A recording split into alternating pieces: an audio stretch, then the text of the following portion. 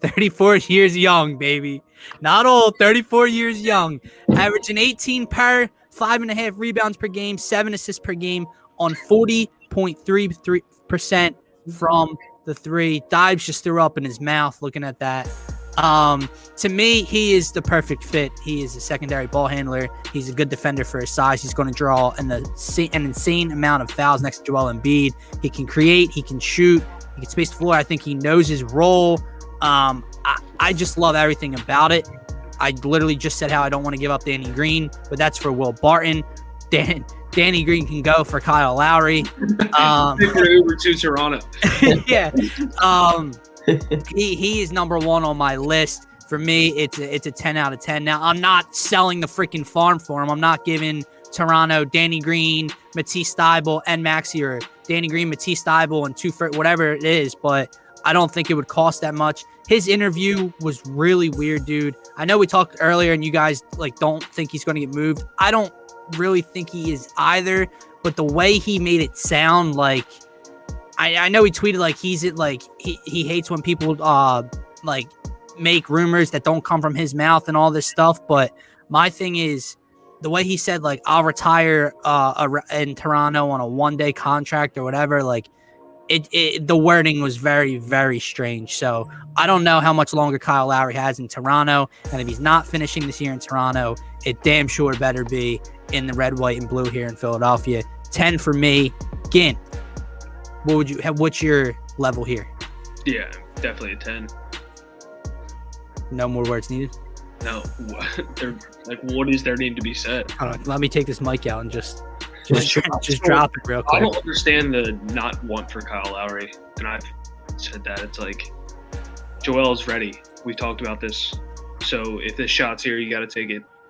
So, yeah. Abe says it's an 8.5 for him just because I'm not getting my hopes up. Plus, it's going to be a headache to try and acquire him due to his money. Well, Abe, that is the beauty of having Daryl Morey. We don't have to worry about that and stress over that. That's Daryl Morey's job. Snap, where is your interest level?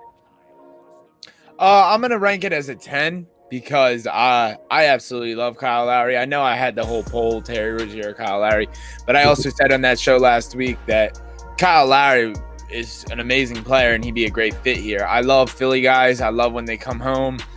He's averaging 18 points per game. Clearly, he's 7 assists, 40% from three. He's everything you want and need on this team right now. He can create his own shot at 3 levels. He's great outside shooter.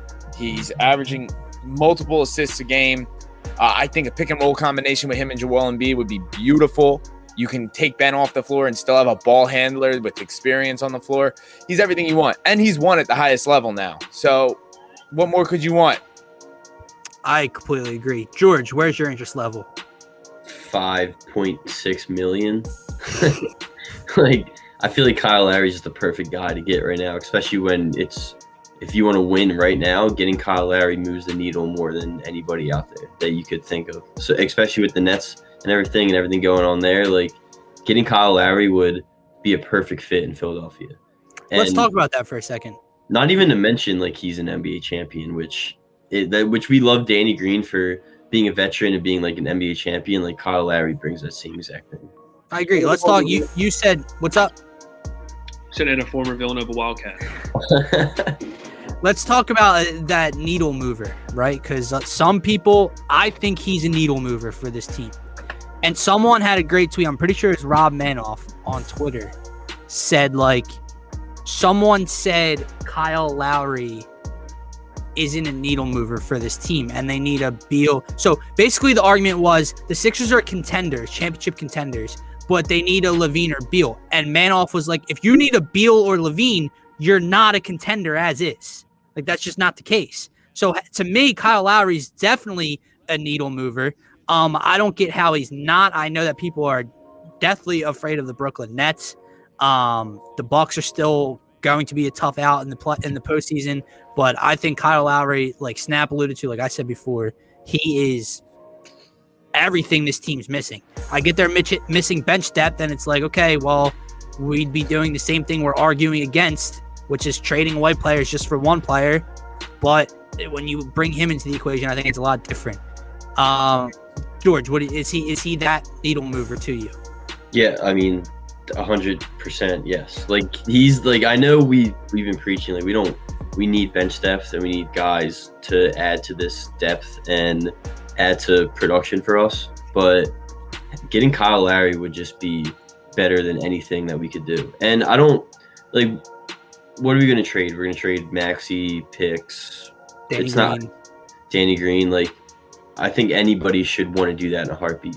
Like I know a lot of people, like a good amount of people on Twitter are very against Kyle Lowry, which I don't really understand, but I am 100% all for whatever has to be done to get this guy in Philly, especially for the season. Like you see, like the way we're playing at All-Star break, #1 seed, MVP, defensive player of the year on the roster. Adding Kyle Lowry to the mix is just moves the needle more than anything. And I'm tired of people trying to tell me they're not mortgaging the future for Kyle Lowry. Trading Tyrese Maxey is not mortgaging the damn future. It's not.